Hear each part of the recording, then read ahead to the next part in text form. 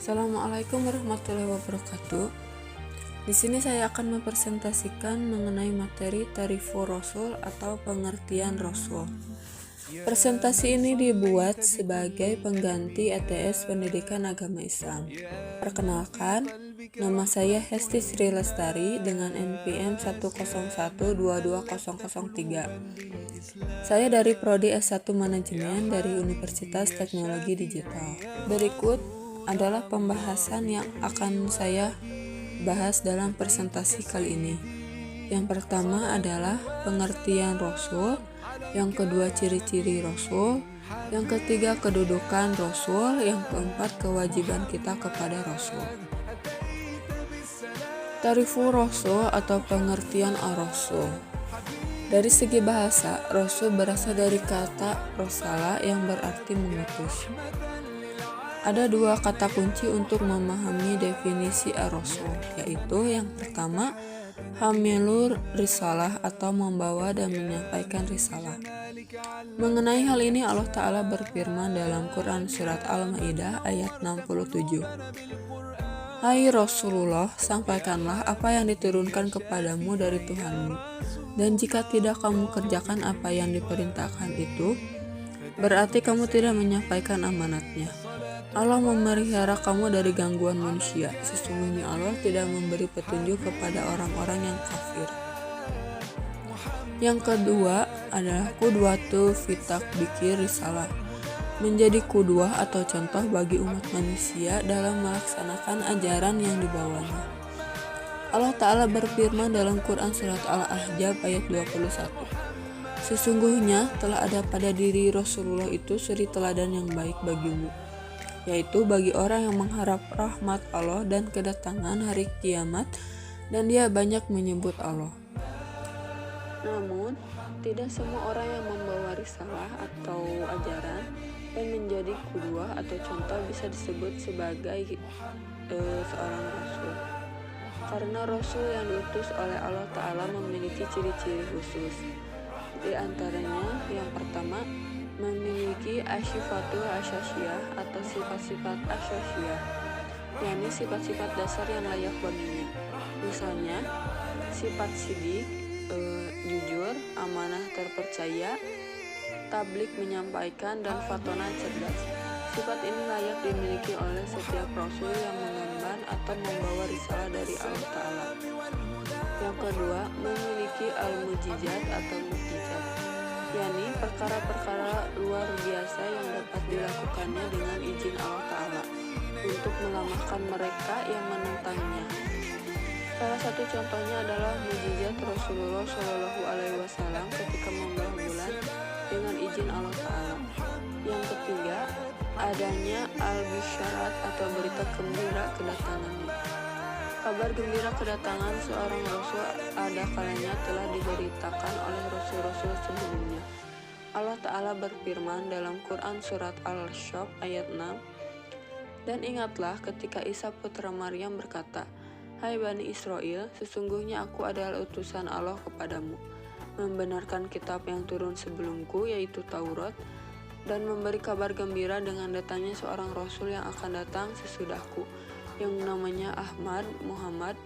Maka tatkala Rasul itu datang kepada mereka dengan membawa bukti-bukti yang nyata, mereka berkata ini adalah sihir yang nyata. Dalam Quran Surat An-Nisa ayat 163, sesungguhnya kami telah memberikan wahyu kepadamu sebagaimana kami telah memberikan wahyu kepada Nuh dan nabi-nabi yang kemudiannya, dan kami telah memberikan wahyu pula kepada Ibrahim, Ismail, Ishak, Yakub, dan anak cucunya, Isa, Ayub, Yunus, Harun, dan Sulaiman, dan kami berikan jubur kepada Daud. Di antara contoh peristiwa masa yang akan datang yang diberitakan Rasulullah Shallallahu Alaihi Wasallam melalui wahyunya adalah berita penaklukan Mekah. Dalam Quran Surat Al-Fat ayat 27, Allah akan membuktikan kepada Rasulnya tentang kebenaran mimpinya dengan sebenarnya, yaitu bahwa sesungguhnya kamu pasti akan memasuki Masjidil Haram, insya Allah dalam keadaan aman dengan mencukur rambut kepala dan mengguntingnya, sedang kamu tidak merasa takut, maka Allah mengetahui apa yang tiada kamu ketahui dan Dia memberikan sebelum itu kemenangan yang dekat. Yang kelima, as-samarat, hasil dakwah yang dilakukannya. Rasulullah Shallallahu Alaihi Wasallam mampu mencetak generasi unggul dari sisi keimanan, ilmu dan amal sehingga mampu berkuasa di muka bumi ini dengan menebarkan ajaran Islam ke seluruh penjurunya. Dalam Quran Surat Al-Imran ayat 110, kamu adalah umat yang terbaik yang dilahirkan untuk manusia, menyuruh kepada yang ma'ruf dan mencegah dari yang munkar, dan beriman kepada Allah. Selanjutnya adalah kedudukan Rasul. Muhammad Shallallahu Alaihi Wasallam memiliki kedudukan yang istimewa bagi umat Islam. Namun kedudukan beliau yang istimewa itu tidak disikapi oleh umat Islam dengan sikap berlebihan, sebagaimana sikap kaum Nasrani yang mempertuhankan Nabi Isa alaihissalam. Umat Islam memposisikan Rasulullah Shallallahu Alaihi Wasallam secara proporsional sebagaimana diajarkan sendiri oleh beliau. Dari Ubaidillah bin Abdillah dari Ibnu Abbas, ia mendengar Umar radhiyallahu anhu berkata di atas mimbar, aku mendengar Rasulullah Shallallahu Alaihi Wasallam bersabda, janganlah kalian melebih-lebihkan dalam memujiku seperti orang-orang Nasrani berlebih-lebihan dalam memuji putra Maryam. Sesungguhnya aku hanyalah seorang hamba Allah, maka katakanlah Abdullah, hamba Allah dan Rasulnya. Hadis riwayat Al-Bukhari. Dari hadis di atas kita dapat menyimpulkan kedudukan Rasulullah Shallallahu Alaihi Wasallam adalah abdun min ibadillah, seorang hamba atau manusia biasa dari sekian banyak hamba-hamba Allah Ta'ala. Yang membedakannya dengan hamba Allah Ta'ala lainnya adalah beliau Rasulun minal mursalin, seorang Rasul utusan Allah dari sekian banyak Rasul-Rasul yang diutus olehnya. Sebagai abdun min ibadillah, Muhammad Shallallahu Alaihi Wasallam tidak ada bedanya dengan manusia lain. Beliau adalah manusia biasa, insanan, memiliki garis keturunan, nasaban, dan berjasad jisman. Dalam Quran Surat Al-Kahfi ayat 110, katakanlah, sesungguhnya aku ini manusia biasa seperti kamu, yang diwahyukan kepadaku bahwa sesungguhnya Tuhan kamu itu adalah Tuhan yang Maha Esa. Barang siapa mengharap perjumpaan dengan Tuhannya, maka hendaklah ia mengerjakan amal yang soleh dan janganlah ia mempersekutukan seorang pun dalam beribadah kepada Tuhannya. Untuk mengetahui Nabi Shallallahu Alaihi Wasallam sebagai hamba atau manusia biasa, dapat kita ketahui secara pasti dari Asyiratun Nabawiyah atau perjalanan hidup Nabi, khususnya di dalam Fiqh Syirah, kajian tentang perjalanan hidup Nabi. Sedangkan sebagai Rasulun minal mursalin, Muhammad Shallallahu Alaihi Wasallam memiliki tugas untuk menyampaikan risalah sebagai bentuk amanah atau penunaian amanah. Allah Ta'ala berfirman dalam Quran Surat Al-Ma'idah ayat 67, hai Rasul, sampaikanlah apa yang diturunkan kepadamu dari Tuhanmu, dan jika tidak kamu kerjakan apa yang diperintahkan itu, berarti kamu tidak menyampaikan amanatnya. Allah memelihara kamu dari gangguan manusia. Sesungguhnya Allah tidak memberi petunjuk kepada orang-orang yang kafir. Beliau pun bertugas menjadi imamul ummah atau pemimpin umat. Hal ini menjadi salah satu bukti kebenaran firman Allah Ta'ala yang menyebutkan bahwa keturunan Ibrahim alaihissalam akan dijadikan pemimpin-pemimpin yang membimbing di atas jalan kebenaran. Dalam Quran Surat Al-Anbiya ayat 73, kami telah menjadikan mereka itu sebagai pemimpin-pemimpin yang memberi petunjuk dengan perintah kami, mewahyukan kepada mereka mengerjakan kebajikan. Kami telah menjadikan mereka itu sebagai pemimpin-pemimpin yang memberi petunjuk dengan perintah kami, dan telah kami wahyukan kepada mereka mengerjakan kebajikan, mendirikan sholat, menunaikan zakat, dan hanya kepada kamilah mereka selalu menyembah. Muhammad Shallallahu Alaihi Wasallam juga mengajarkan as-sunnah dari segi bahasa sunnah, berarti jalan. Maksud dari sunnah Nabi adalah sebagai sesuatu yang diucapkan, disetujui dan diamalkan olehnya sebagai minhajul haya atau pedoman hidup bagi manusia. Dalam Quran Surat Al-Baqarah ayat 151, sebagaimana kami telah menyempurnakan nikmat kami kepadamu, kami telah mengutus kepadamu Rasul di antara kamu yang membacakan ayat-ayat kami kepada kamu, dan mensucikan kamu, dan mengajarkan kepadamu Alkitab dan Al-Hikmah, serta mengerjakan kepada kamu, serta mengajarkan kepada kamu apa yang belum kamu ketahui. As-Sunnah adalah landasan fiqhul ahkam atau kajian hukum yang menjadi rujukan umat Islam dalam beramal atau mengambil keputusan. Itu kalimat syahadat yang senantiasa kita baca berulang-ulang dalam kalimat wa asyhadu anna Muhammad Rasulullah, dan aku bersaksi bahwa Muhammad adalah utusan Allah. Keyakinan dan pengakuan terhadap Muhammad sebagai utusan Allah Ta'ala mengandung makna sebagai berikut.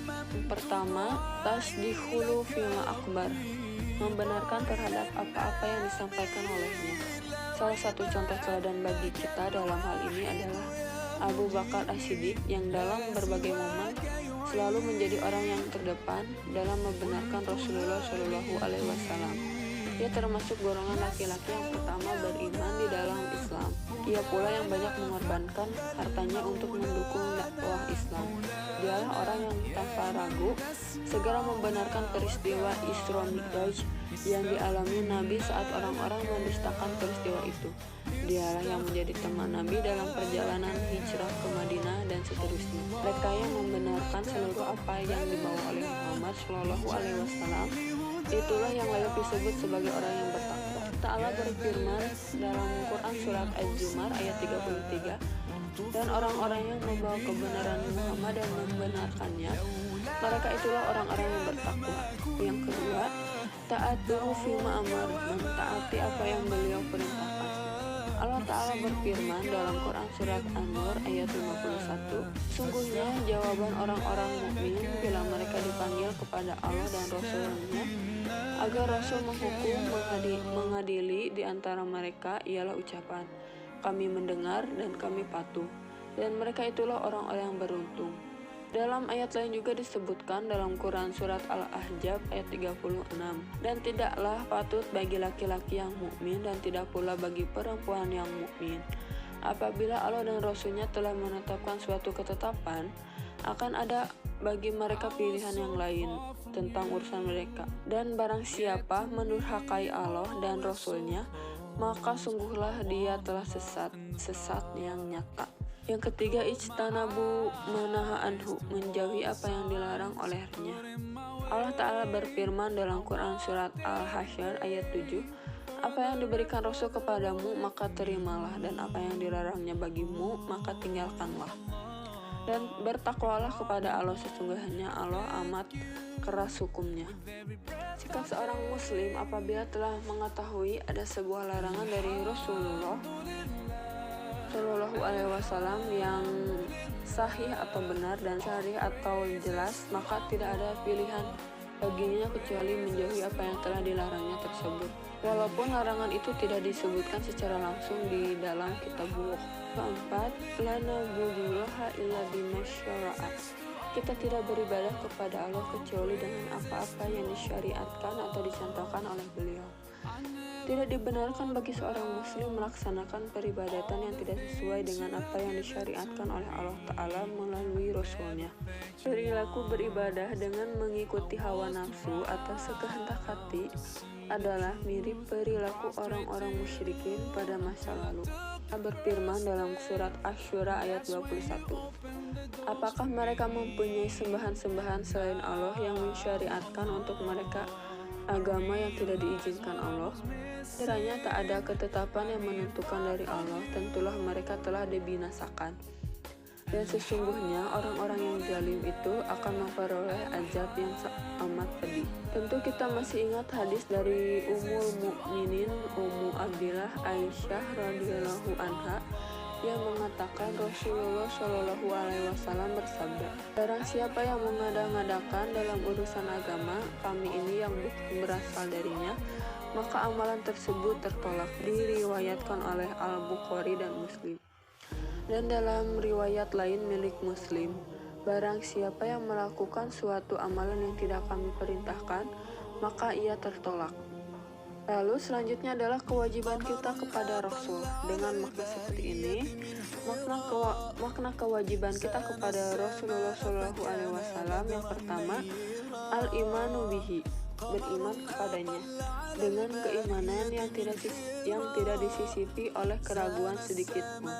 Allah Ta'ala berfirman dalam Quran Surat Al-Hujurat ayat 15, sesungguhnya orang-orang yang beriman itu hanyalah orang-orang yang percaya atau beriman kepada Allah dan Rasul-Nya. Kemudian mereka tidak ragu-ragu dan mereka berjuang atau berjihad dengan harta dan jiwa mereka pada jalan Allah. Mereka itulah orang-orang yang benar. Kedua, mahabbatuhu, mencintainya. Allah Ta'ala berfirman dalam Quran Surat At-Taubah ayat 24, katakanlah, jika bapak-bapak, anak-anak, saudara-saudara, istri-istri, kaum keluargamu, harta kekayaan yang kamu usahakan, perniagaan yang kamu khawatiri kerugiannya, dan tempat tinggal yang kamu sukai adalah lebih kamu cintai dari Allah dan Rasul-Nya dan dari berjihad di jalannya, maka tunggulah sampai Allah mendatangkan keputusannya. Dan Allah tidak memberi petunjuk kepada orang-orang yang fasik. Anas bin Malik radhiyallahu anhu berkata bahwa Rasulullah Shallallahu alaihi wasallam bersabda, tidak beriman salah seorang dari kalian sehingga aku ia lebih cintai daripada anaknya, orang tuanya dan seluruh manusia. Hadis riwayat Muslim. Ketiga, tadimuhu atau mengagungkannya.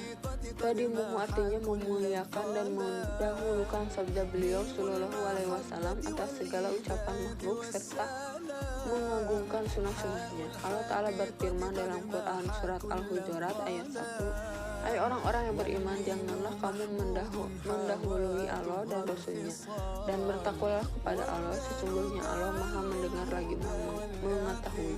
4. Ad-difa'u anhu atau membelanya. Ad-difa'u anhu adalah membela risalah serta sunnahnya dari gangguan orang-orang kafir dan jahil atau bodoh, sebagaimana pembelaan Hawariyun terhadap risalah Nabi Isa alaihissalam. Hai orang-orang yang beriman, jadilah kamu penolong agama Allah, sebagaimana Isa ibnu Maryam telah berkata kepada pengikut-pengikutnya yang setia, siapakah yang akan menjadi penolong-penolongku untuk menegakkan agama Allah? Pengikut-pengikut yang setia itu berkata, kamilah penolong-penolong agama Allah. Lalu segolongan dari Bani Israel beriman dan segolongan lain berkafir. Maka kami berikan kekuatan kepada orang-orang yang beriman terhadap musuh-musuh mereka. Lalu mereka menjadi orang-orang yang menang. Quran Surat As-Saff ayat 14. 5. Mahabbatu man ahabahu, mencintai orang-orang yang mencintainya.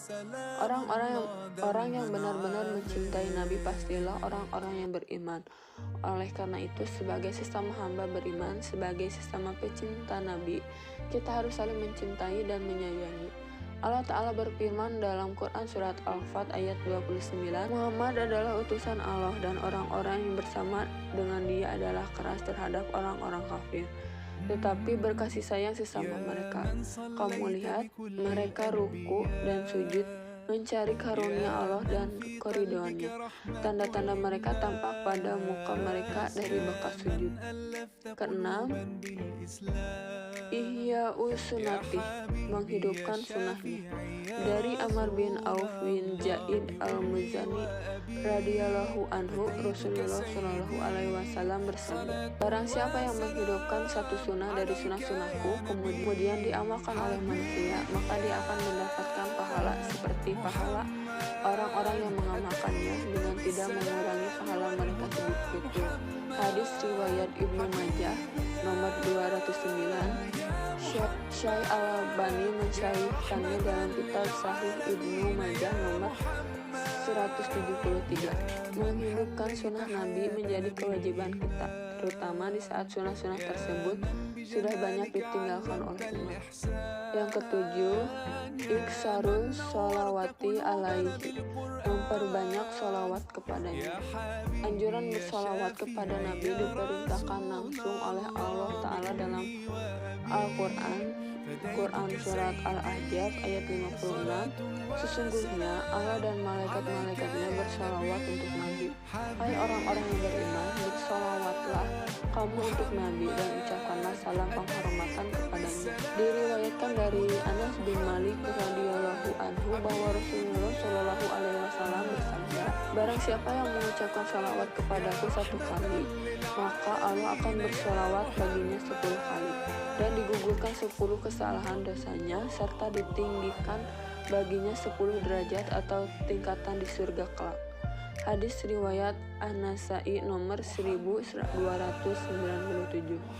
Bersalawat artinya, kalau dari Allah berarti memberi rahmat, dari malaikat berarti memberikan ampunan, dan kalau dari orang-orang mukmin berarti doa seberi rahmat seperti dengan perkataan Allahumma sholli ala Muhammad. Sedangkan ucapan salam penghormatan yang dimaksud dalam surat Al-Ahzab ayat 56 di atas, misalnya ucapan seperti Assalamu alaika ayyuhan nabi, artinya semoga keselamatan tercurah kepadamu hai Nabi.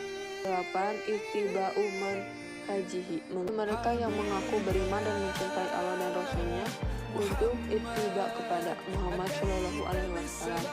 Allah Ta'ala berfirman dalam Quran Surat Ali Imran ayat 31, katakanlah, jika kamu benar-benar mencintai Allah, ikutilah aku, niscaya Allah mengasihi dan mengampuni dosa-dosamu.